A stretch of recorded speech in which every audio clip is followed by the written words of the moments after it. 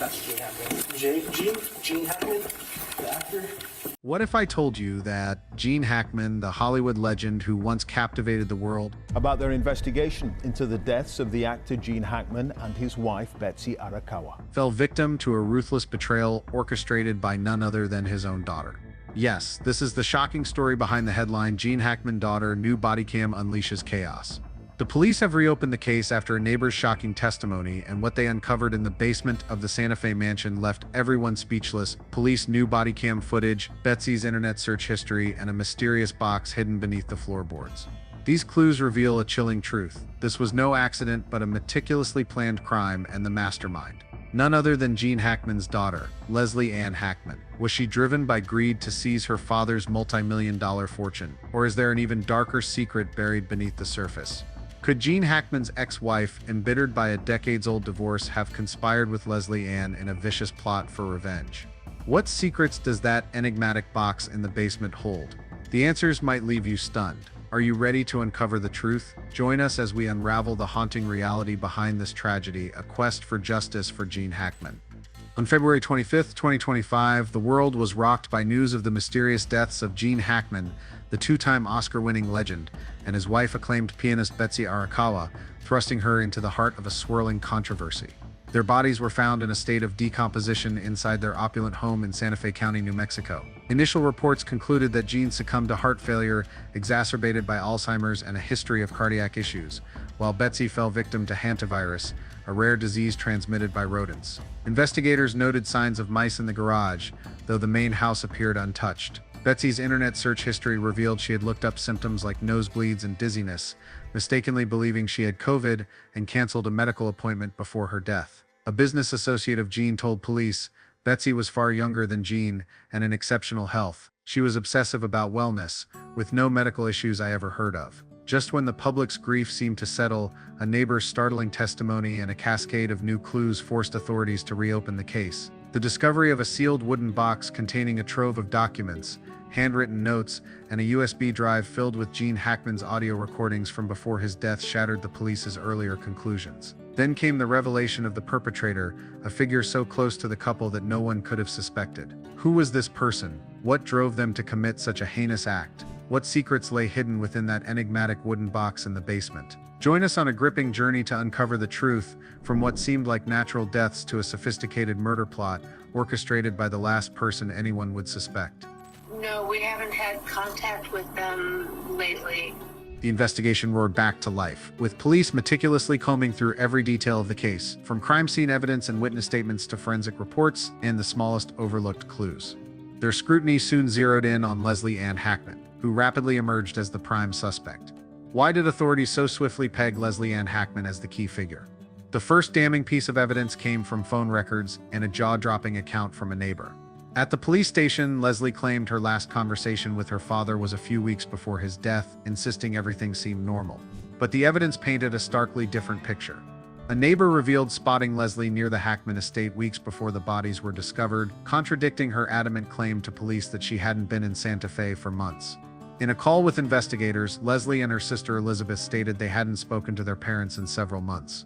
When pressed about any messages, Leslie replied, "No, we haven't been in touch lately." Yet phone records told a conflicting story, no calls, texts, or voicemails between Leslie and her father for months, directly undermining her assertion of a recent chat.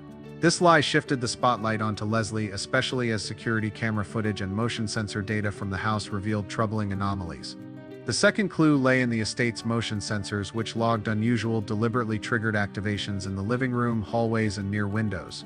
Initially, police considered three possibilities: the couple's two surviving dogs roaming freely, final movements by Gene or Betsy before their deaths, or an unknown intruder. After thorough analysis, the truth began to surface. The dogs were confined to a separate room, incapable of triggering the suspicious activity. Data from Gene's pacemaker showed it had stopped functioning before the sensors were activated, ruling out any movement by him or Betsy. The conclusion was chilling: an intruder had been in the house, and the absence of forced entry suggested they had a key or knew a hidden way in. Just like an estimate, has it been weeks or months? Months. Then came a shocking financial revelation. Just days before Gene's death, someone accessed his sensitive financial documents from a computer in the home. Some pages were missing, signatures didn't match, and Leslie's name appeared repeatedly. She had initiated legal steps, requesting account details and making questionable moves to redistribute assets, all before any public announcement of her father's death. Why was she rushing to reorganize his estate while he was missing for weeks? Security footage from local stores confirmed her presence in Santa Fe weeks earlier, despite her persistent denials to police. The timing wasn't just suspicious, it seemed meticulously orchestrated. During the crime scene sweep, investigators uncovered another anomaly, a shortage of critical medications that should have been in the home. Gene, with his history of heart disease, relied on a strict regimen to manage his condition, yet those prescriptions were nowhere to be found. Digging deeper, police discovered a fraudulent prescription ordered under Gene's name at a local pharmacy. Store cameras captured a woman resembling Leslie, identified by her gait and the license plate of her vehicle, picking up the order. If Gene stopped taking his medication, his heart condition could have deteriorated rapidly. Was this a calculated step to ensure his death appeared unsuspicious? According to family friends, Leslie's relationship with her father had been strained since his divorce from her mother. She felt abandoned as Gene built a new life with Betsy. A close confidant revealed Leslie's fury when Gene refused to bankroll her failed business venture. His decision to favor Betsy in his will further fueled her resentment, planting the seeds for a scheme to seize his fortune. The evidence against Leslie Ann Hackman mounted, painting a portrait of a cunning and merciless scheme. Police believe Leslie executed a subtle yet brutal plan. By removing Gene's heart medication, she triggered a rapid decline in his condition, staging a death that appeared natural. For Betsy, investigators suspect Leslie deliberately introduced hantavirus-carrying rodents into the garage, where Betsy frequently worked, as traces of rodent bait were found at the scene. Betsy's search history showed she looked up symptoms like nosebleeds and dizziness, mistaking them for COVID and canceling a doctor's appointment, a fatal error Leslie may have anticipated. Under intense questioning, Leslie's story began to crumble. She couldn't account for suspicious bank transactions and repeatedly denied hiring lawyers to alter the will. But emails between her and two separate law firms told a different tale. She had initiated discussions about inheritance rights on the very day Gene's pacemaker recorded its final beat. How could she have known unless she had orchestrated it all? A pivotal clue emerged in the basement of the Hackman estate. During a thorough search, FBI agents uncovered a sealed wooden box hidden behind a false wall. Inside were dozens of handwritten notes, many dated, and a sealed file labeled Top Secret containing a password-protected USB drive.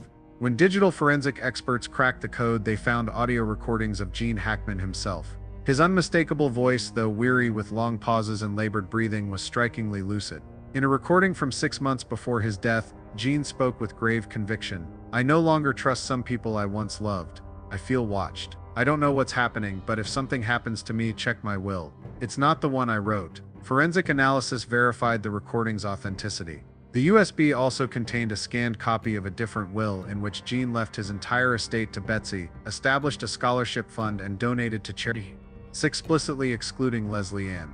This document, signed and witnessed months earlier, stood in stark contrast to the altered version Leslie had pursued. A financial audit of Leslie Ann completed the chilling picture. Money began moving weeks before Gene's death was announced, discreet withdrawals, offshore transfers, and payments to shell companies. Individually, the sums were small enough to avoid scrutiny, but together they revealed a calculated prelude to her scheme. She opened accounts, filed legal documents, and initiated transactions to redirect assets, all pointing to a plan meticulously crafted over time. With overwhelming evidence, police issued a formal arrest warrant for Leslie Ann Hackman. She faced a litany of charges: financial fraud, obstruction of justice, forging legal documents, and conspiring to seize inheritance. At trial, prosecutors unveiled a harrowing timeline spanning months, tying Leslie's every move to the final days of her father's life. This was no spontaneous act or desperate gamble, it was a cold, ruthless strategy. The court swiftly delivered its verdict. Leslie Ann was convicted on multiple counts and stripped of any inheritance from Gene Hackman. All illicitly transferred funds were seized and redirected to the charitable foundations Gene had quietly supported in life. Reflecting on this saga, we're left chilled by a heart-wrenching truth: greed can transform those closest to us into adversaries. Gene Hackman and his wife didn't merely succumb to illness or fate, but to betrayal by one of their own. Gene's life serves as a stark reminder that fame and fortune, no matter how vast, cannot shield us from the invisible daggers of those we trust most. This isn't just a family tragedy, it's a sobering warning to us all: tread carefully with those around you, for sometimes the greatest danger lurks in the one we least suspect. What do you make of this heartbreaking end to Gene Hackman and his wife's story? Gene Hackman spent a lifetime delivering unforgettable performances to the world. But his final role seems to be one he never chose, the victim of a crime orchestrated by his own daughter. What a heartbreaking end for the legend, Gene Hackman. Was Leslie the sole mastermind, or are there still secrets buried within the Santa Fe estate? What are your thoughts on this story? Drop them in the comments below and let us know which of Gene Hackman's roles has stayed with you forever. If you want us to keep diving into mysteries like this, don't forget to hit like, subscribe, and share this video. Thanks for joining us on this journey.